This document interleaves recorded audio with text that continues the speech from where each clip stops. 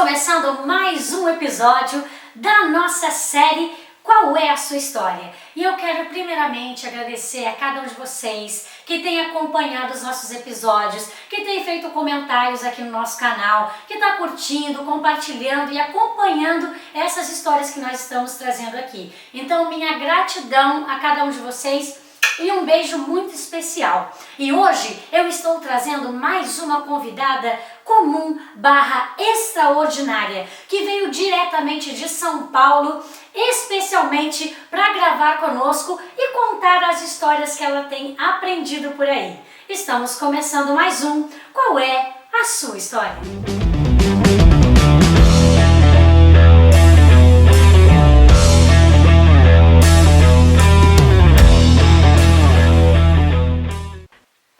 Como eu disse para vocês, hoje eu estou recebendo aqui no nosso canal uma convidada muito especial, uma pessoa comum / extraordinária.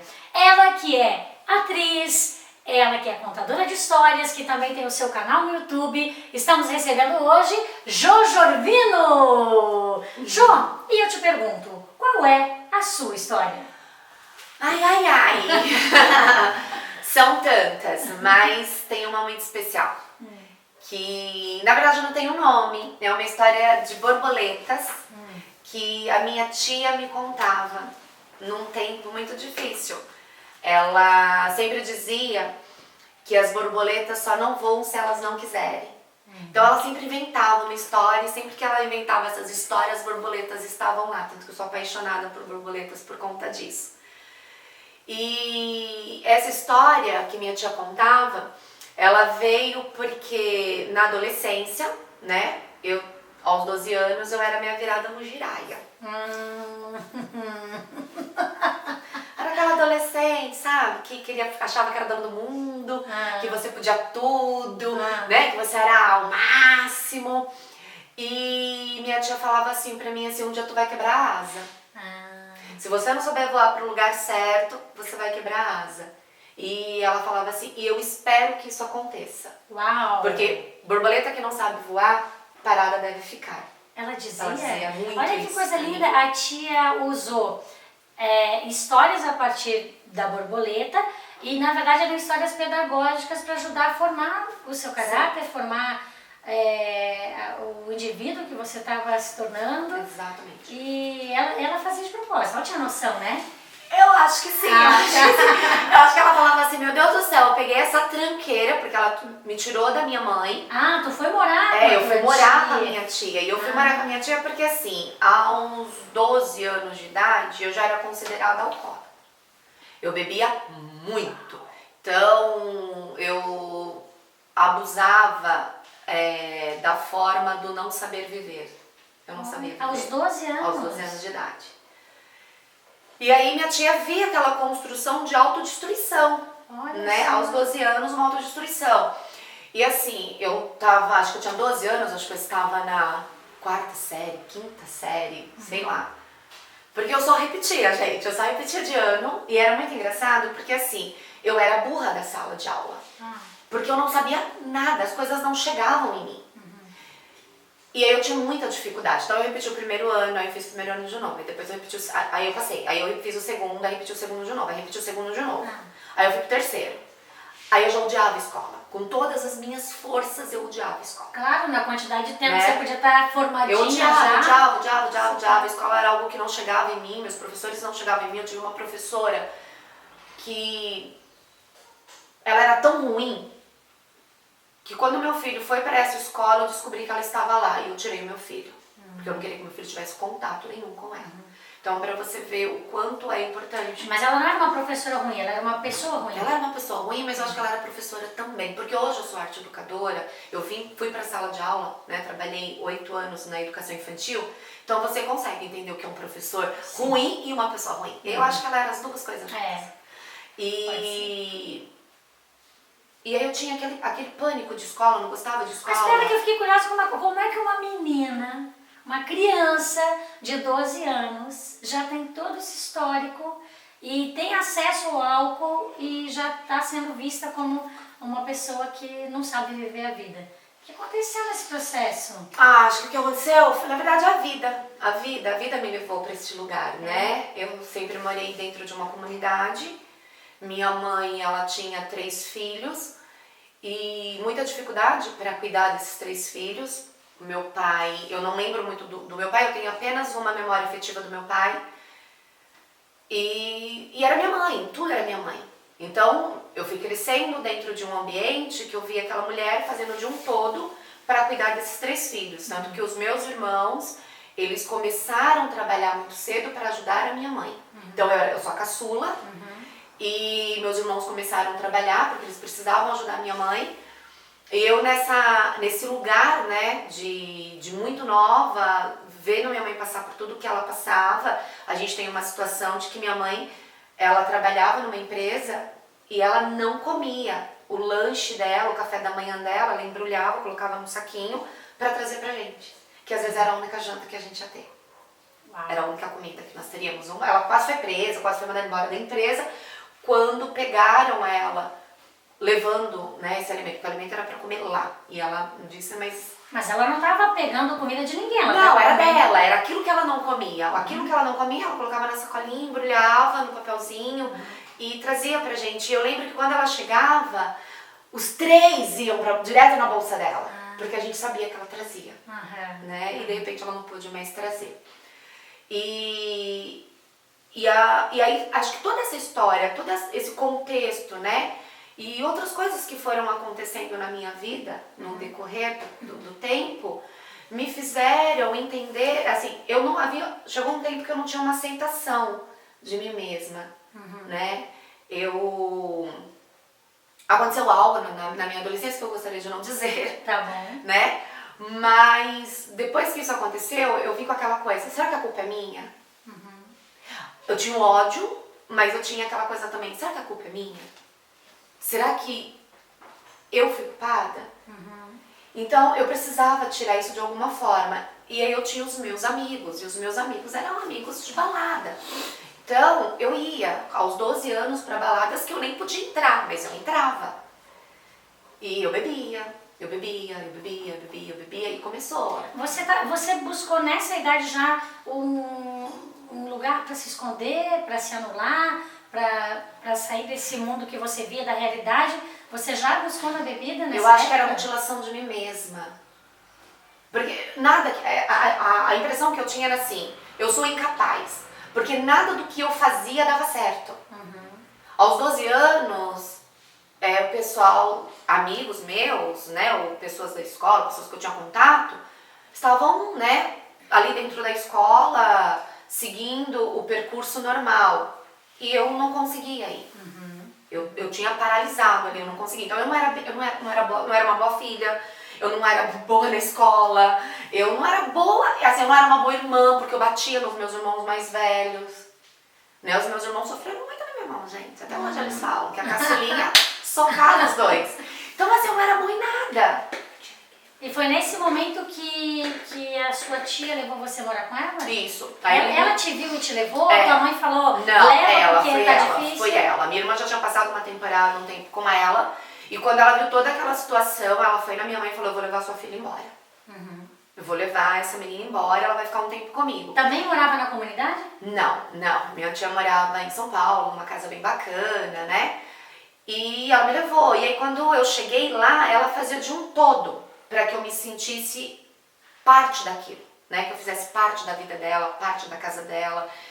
E eu tinha essa rejeição, porque eu achava que ninguém dá nada de mão beijada pra ninguém, né? E é engraçado que minha mãe teve uma história muito parecida. Pra fugir de casa, ela foi morar com uma tia e minha mãe não foi feliz. Então eu ficava, poxa, eu vou ser empregada dessa mulher, essa mulher... E ao contrário... Tu não conseguiu se abrir pro amor? Não tinha. Generosidade que a sua tia estava oferecendo. Pra mim não existia. Era algo que não existia, eu não encontrava isso. Eu encontrava isso no álcool.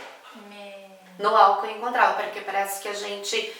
Era a necessidade que eu tinha de ficar bem. Né? Que a minha cabeça não funcionasse, que eu não pensasse. Bebe hoje? Não. Bebo assim. Bebo uma cerveja, mas não é mais o teu refúgio, né? Não é. E aí essa tia, quando te trouxe... Tia, um beijo pra você, tia. Porque a tia acessou o lúdico, a tia acessou a imaginação, a tia acessou um lugar que a realidade não podia acessar em você. E nós hoje, contadores de histórias, nós que somos do teatro, que levamos as histórias para as pessoas, de algum modo estamos acessando esse lugar também do imaginário nas vidas das pessoas. E essa tia teve uma sabedoria de poder alcançar você, já que ela dizendo, eu te amo, essa casa é tua, pode usar, ela não conseguia te alcançar, então ela trouxe a borboleta e você era a borboleta dela. Exatamente. E legal que ela foi muito realista, eu quero que você quebre a sua asa.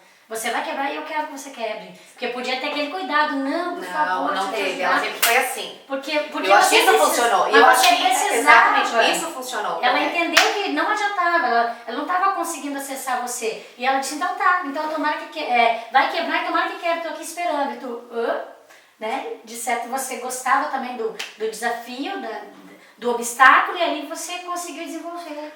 E aí ela não sabia por onde fazer, né? Então assim, o meu contato com a leitura era Sabrina. A pessoa bebia e lia Sabrina aos 12 anos. Eu lia tanto romance, eu ficava imaginando aquele homem lindo, aquele negócio todo, né? Foi aflorando a sexualidade. Mas era Sabrina, porque ela não tinha o que me dar pra ler, e aí ela falava assim, lê isso. Não, lê isso aqui que tem, lê. E eu fui ficando viciada em Sabrina. Então eu lia um livro por dia da Sabrina, eu sabia tudo, né? Né? Relação a eu digo uma coisa, não importa o que você lê, mas leia. Exatamente. Que seja bula de remédio, que seja Sabrina aos 12 anos. Vamos ler, vamos ter contato com as palavras, porque esse mundo que você cria, se você não tem elemento para elaborar, passa batido também. Você também não tinha muito elemento para elaborar aquela história. Se você ler Sabrina hoje, na idade que você tá, você vai acessar outros lugares, né? Sim. E aos 12 era uma leitura, Era então uma importante. E foi o meu acesso, porque aí passado o tempo, porque eu fiquei na minha tia durante uns 3 anos, e eu me refiz como pessoa. Eu entendia quem eu era, né? Eu não estudava, eu parei de estudar, mas eu entendia quem eu era ali. E aí eu me refiz, eu me autoconstruí. E quando eu voltei, porque eu voltei a morar com a minha mãe, um dia minha irmã me ligou e falou, volta, a gente sente sua falta, né? Volta. E eu voltei, só que eu tinha muito medo dos meus amigos. Porque eu pensava assim, se eu continuar neste convívio com estes amigos, o que vai acontecer? Tudo vai voltar e eu tinha medo desse voltar, né? Porque eu tinha me construído. Então eu falei, agora para terminar os estudos, o que eu tenho que fazer? Só dava para fazer supletivo, porque senão eu não ia sair da escola nunca. E aí eu fui pro supletivo, então eu voltei, fui fazer supletivo, e aí eu encontrei... Ao contrário daquela primeira professora, eu encontrei um anjo, a professora, e essa professora, assim, ela descobriu que eu tinha dislexia, e aí veio a contextualização do porquê que eu não conseguia. Por que você reprovou no primeiro ano? Segundo e terceiro, eu só tinha dislexia, só isso. E aí foi muito interessante porque ela disse assim pra mim, acho que eu passei a ler muito, mesmo que Sabrina, outras coisas, mas eu passei a ler muito depois, nesse tempo que eu fiquei com a minha tia. Então, pra não estar com os meus amigos, eu era do trabalho pra casa, de casa pra escola, e eu me enfiava nos livros. E eu lia. E aí minha professora de língua portuguesa, ela falava assim, você tem boas ideias, mas tem alguma coisa errada aqui. Né? Era a falta de concordância, acentuações, a troca das letras. E aí ela falou pra mim assim, você precisa, vou te levar num posto pra gente passar no médico, porque ela falou, acho que você tem algum déficit, um déficit de atenção, alguma coisa desse tipo. Então essa professora, ela me colocou no magistério. Eu estudei com ela 1 ano e meio, né, que é o tempo do supletivo.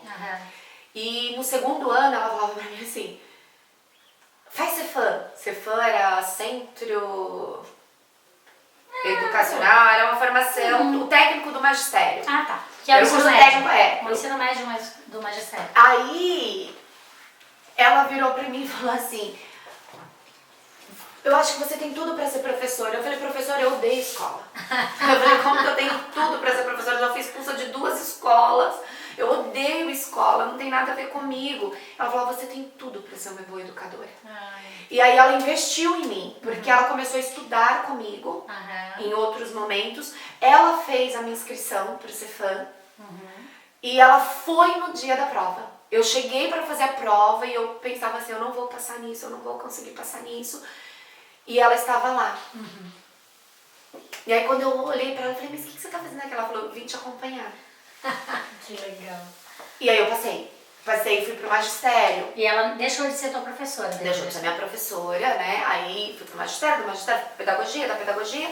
Eu fui me fazendo, nunca mais... Então você fez pedagogia? Fiz. O odiar escola, ali na primeira, segunda infância, adolescência, mudou totalmente.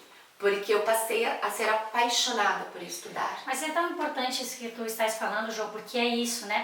Vamos falar então, até para educadores que estão acompanhando aqui esse nosso episódio de hoje, que às vezes aquela criança que é a mais bagunceira, que é a que menos se importa, que é a que mais quer chamar atenção, na verdade ela está dizendo, eu adoro isso aqui, mas alguém não está me direcionando. Eu preciso ser direcionado, só precisam olhar para mim de uma maneira um pouco diferenciada e não como se fôssemos todos iguais, né? Vejam, né? Hoje eu sou arte educadora e eu olho para os meus alunos, eu vejo os meus alunos. Eu sou apaixonada pelos meus alunos. Então, eu olho para eles, eu sou professora de artes, então às vezes eles vêm com o desenho deles e eles falam assim, ai, eu consegui fazer isso. E aí mostram com aquele desenho e falam, cara, olha o que você fez! É o teu desenho, é o seu momento. Esse papel estava em branco e você fez isso. Então e aí eu sempre brinco você com colocou eles. energia. Falo, tá, hoje essa é a sua árvore. Esses são os seus traços, essa é a sua história. Amanhã vai estar de outro jeito. Eu falei, então você tem que valorizar. É você primeiro. Você tem que pegar e falar assim, nossa, eu sou o cara, né? Eu sou cara, eu consigo, eu sei, porque hoje eu faço isso. Hoje eu falo que ninguém me coloca pra baixo. Porque hoje eu falo, eu sou a mulher empoderada, porque eu aprendi isso aos 12 anos. Aos 12 anos eu definhei e eu me reconstruí. Então hoje, eu olho assim e falo, caraca, meu, onde que eu cheguei? A minha primeira viagem, quando eu fui pra Portugal, quando eu cheguei em Portugal eu falei, puta merda, onde você tá, Jojo Arvino? Né? Porque imagina, eu nunca pensei que eu ia sair de Santo André, quanto mais ir pro exterior. Então eu falo, são conquistas minhas, são coisas que eu conquistei, que eu ralo todos os dias. E eu falo muito isso pros meus filhos. Né? Eu tenho uma ligação com os meus 2 filhos e isso, beijo meus amores da minha vida, que eu digo pra eles assim, você veio pro mundo pra fazer a diferença. Não seja só mais um. Eu falo, você pode ser o que você quiser, filho. Se você quiser lavar banheiro, lave, mas seja o lavador de banheiro. Então eu digo muito isso para os 2. Primeira vez que eu fui comprar o material pedagógico do meu filho, que eu fui na papelaria, que eu comprei, quando eu cheguei em casa que eu fui etiquetar, eu chorava. Porque eu nunca tive material. Era sempre aguardando da prefeitura, era sempre o caderno escrito o hino nacional atrás, com o emblema da prefeitura, enquanto o outro chegava com o ursinho pimpão. Então deixa eu te contar, a minha mãe embrulhava os nossos cadernos com jornal, ou papel de revista. E a primeira vez também que eu pude comprar um caderno que tinha uma capa colorida, meu Deus, que alegria! Que alegria que foi! Eu falo, eu chorava e o meu filho fala, mas por que você tá chorando? Eu falei, cara, porque eu nunca tive isso. Então ela valoriza cada papel, cada escrita sua, cada página. Então eu cobro isso dos meus filhos. Cobro muito, eu falo, cara, seja humano. E os meus filhos são tão humanos, eles são uns lindos. Porque eu falo, seja humano. Porque eu tive que reconstruir coisas. E, Jô, te agradeço tu ter aberto essa história, porque é uma história muito íntima sua, e de você ter falado de algo que eu acredito muito, que eu sempre levo para o meu trabalho. Todos somos capazes. Dentro de você há um potencial para aquilo que você deseja. Às vezes a gente ouve muito que as pessoas acham que a gente é capaz, mas a gente tem que olhar para dentro e ver o que nos move, o que nos motiva. E é isso a gente deixar aflorar. Como você disse, não importa o que é, importa que você acredite, você tem potencial. Bora levar isso pra frente, bora aflorar isso aí e ser feliz e fazer do mundo também um lugar mais feliz para se estar, né? Posso te perguntar uma coisa? Qual é a indicação que você traz hoje aqui pro nosso Qual é a Sua História? Vou pegar. Vai pegar. Aqui, ó, tá bem aqui do ladinho. O caminho. O caminho de Potirajara. Gente, isso não foi combinado de verdade, tá? Não foi combinado. A Jo mora em São Paulo. Eu convidei ela para estar hoje, que ela tá aqui em Balneário Camboriú, para ela estar e olha a indicação que ela trouxe. E é bem louco, porque assim, a gente conheceu ano passado. Sim. Trocamos livros. Isso. E eu fiz a leitura desse livro no trem e eu não queria... No trem não, no avião já. No avião, fui de avião. E eu queria ler. Ele me arrebatou, este livro, tanto que eu falei, ele foi meu livro de 2018. Conforme eu li, eu mandava mensagens pra você, dizendo, que livro é esse? Que é isso? Né? E aí você me pergunta, por quê? Por que será? E eu não tinha parado pra pensar. E agora a gente, depois desse bate-papo, parece que abriu o túnel, assim, aquela luz lá no fundo. A Clara, quantos anos ela tinha? Quais foram as buscas dela? Ela pegou a sua malinha e foi. E ela resgatou vidas, né? Quantas coisas ela não fez? Tão pequena, tão pequenina, em cada lugar que ela parava, ela sentia que a missão dela era... Não vou ficar contando, né? Vocês vão ter que ler. Mas é que o Caminho é a história da menina Clara, né? Eu escrevi ele, lancei em 2013.